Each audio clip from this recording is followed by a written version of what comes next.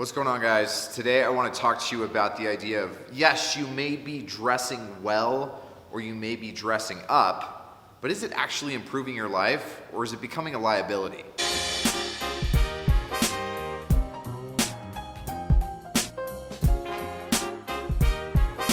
All right, so before we dive into this is a continuation of a conversation that was started with a video called Stop Playing Dress Up. And in it, I introduced the idea of gentleman cosplay. If you want to learn more about that and really get up to speed on this, go watch that video and then come back. Now, for you guys who are already steeped in this and understand where I'm coming from with this conversation, let's take this a little bit further. Before we do, I just want to say I really appreciate that you guys continue to give me feedback on this, whether that's positive feedback or even a little bit of pushback that I see. Sometimes I see it directly, sometimes I see it in other forums or other places, but I genuinely appreciate the feedback, both positive and negative, because it helps me fine-tune this philosophy or this approach a little bit better. Because this is something I don't see anybody else talking about, but I do think that it's entirely relevant to the idea of dressing well or dressing better. I've had a lot of conversations and I've read a lot of comments from people that basically chafe at the idea of my calling dressing up in a suit, especially a vintage suit or something else, cosplay. Guys will say, well, I like this, or this is dressing well, this is what is used to be considered to be dressing well, or I want to stand out, or this is what the world should be, or give me any myriad of reasons, without really factoring in that there are real consequences to this, and you have to understand the nuance of all of that. And I think one of the problems is that we in our head kind of think about style or our appearance in this, almost it's like a linear graph, where down here you have the guys who are very poorly dressed and they don't get a whole lot of benefit based on how well they dress.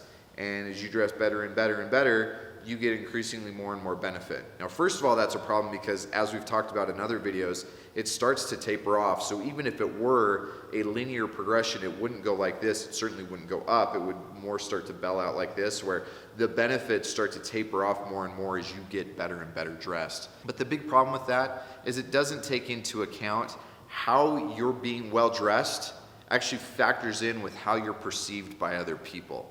And what I believe is that the way that graph would actually look is it's more like a bell curve. And so stick with me for a minute and let's talk about this. I'll give you a concrete example. Take something like the fedora, okay?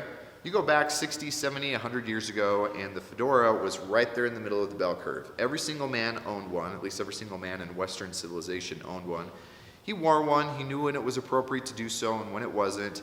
He followed old rules like I never leave the house without a hat on my head. I take my hat off when I'm in a building or in an elevator, and all these other things that to us don't mean anything anymore because a hat is no longer the center of this bell curve. Now, guys will think, okay, well, the world used to be this way, and that means that it's defaulted down to it being poor, and so I'm going to start wearing a hat. But the problem is that you're not bringing the world back up to where you are. You're separating yourself from the world. And what most men think they're doing when they put that on is they think that they're separating themselves by going out to be an outlier here in the positive direction.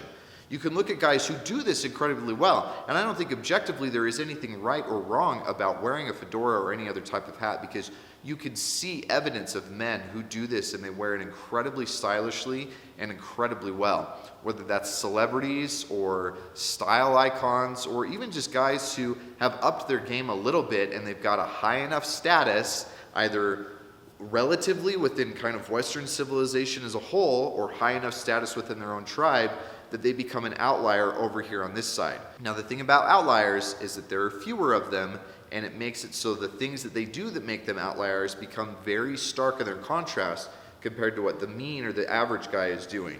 And so, unfortunately, a lot of guys think that they're becoming outliers over here, when really they're becoming outliers over here. And when you think about a fedora and an outlier over here, for most of you guys, that's going to be a pretty easy comparison to make.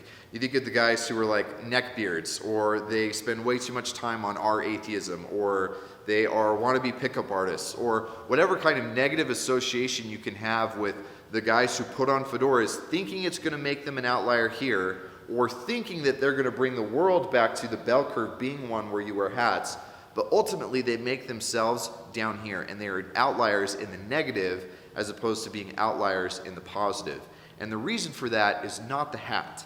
The hat itself doesn't change things, it just exemplifies and magnifies whether they're positive outliers or they're negative outliers. Because these guys who are over here are not high status. They're not popular, they're not confident, they don't have strong presence, they don't have gravitas, they're not socially fluent, and so they think that what they're doing is bumping themselves over to this side, but they're actually putting themselves further and further over here. They're exemplifying their lack of social fluency, their lack of gravitas, their lack of presence, and they're making themselves become even more and more distant in the negative from the people who are here in the middle.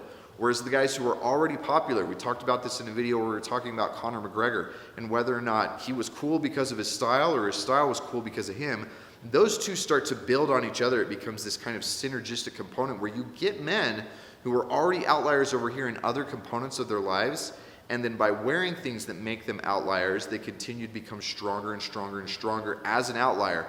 For some guys, it can get them way out here so that they're really strong, or for other guys, it just brings you a little bit further down on the bell curve where you become a little bit higher status, a little bit stronger in your presence, a little bit more separated from the average guy who's right here. And so again, the clothing itself, you could take that same hat and put it on the guy who's down here, or you could put it on the guy who's over here.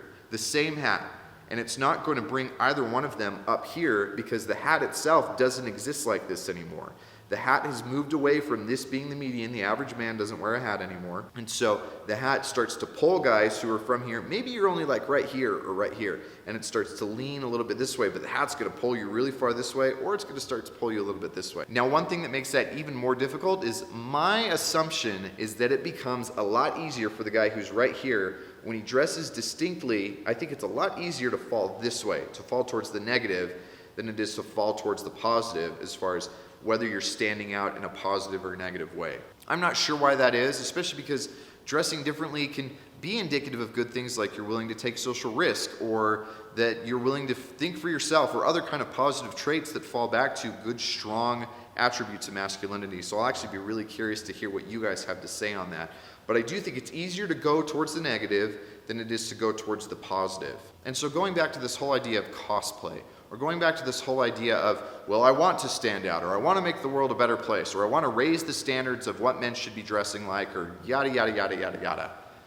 The farther away from the mean that your appearance is, then the easier it is for you to find yourself on the negative side than on the positive side. And the closer it is to the mean, but the more you just tweak it a little bit, then you have a lot more room that you can play around within there. Because what I'm not saying is that you need to dress average.